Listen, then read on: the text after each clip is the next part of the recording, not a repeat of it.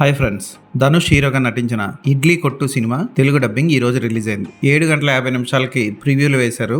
ఈ సినిమా ఎలా ఉందో ఇప్పుడు చూద్దాం. మురళి చిన్న స్థాయి ఇడ్లీ కొట్టు నుంచి పెద్ద చెఫ్ వరకు ఎదుగుతాడు. అయితే వాళ్ళ నాన్న ఇడ్లీ కొట్టు మీద అతనికి చిన్నప్పటి నుంచి పెంచుకున్న మమకారం అలాగే ఉండిపోతుంది. ఫారెన్లో పెద్ద కోటీశ్వరుడికి అల్లుడయ్యే ఛాన్స్ ఉన్నా సరే వాటిని వదులుకొని పల్లెటూరులో ఉన్న తన తండ్రి ఇడ్లీ కొట్టుకి మురళి ఎందుకు తిరిగి వచ్చాడు? తమిళ్లో మురుగన్, తెలుగులో మురళి. చివరికి మురళి పనిచేసిన పెద్ద హోటల్ యజమాని కొడుకు అశ్విన్కి మురళికి మధ్య గొడవ ఏంటి, చివరికి ఏమైంది అన్నదే సినిమా.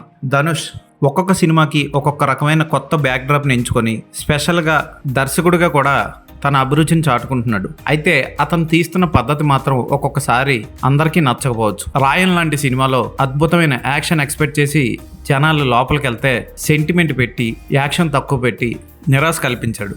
ఇక అతని మేనల్లుడితో తీసిన యూత్ఫుల్ లవ్ స్టోరీ అయితే అంత గొప్పగా ఉండదు.